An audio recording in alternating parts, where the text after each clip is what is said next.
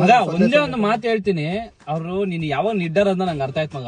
ಅವ್ರು ನಿನ್ ಕೆಲಸ ಕೊಡ್ದಿದ್ದೆ ಒಳ್ಳೇದಾಯ್ತು. ಸರಿಯ ಮಕ್ಕಕ್ ಮಂಗ್ಲಾರ್ತಿ ಮಾಡ್ತಾರೆ ಕಂಪ್ನಿನ ಮುಟ್ಬಿಟ್ಟಿದ್ದ. ಓಕೆನಾ? ಫ್ರೆಂಡ್ಸ್ ಹೆಂಗಂತ ಡೂಡ್ ಅಂತಾರೆ, ರ್ಯೂಡ್ ಅಂತಾರೆ, ರೂಡ್ ಅಂತಾರೆ, ಬ್ರೋಡ್ ಅಂತಾರೆ, ಬ್ರೋಡ್ ಅಂತಾರೆ.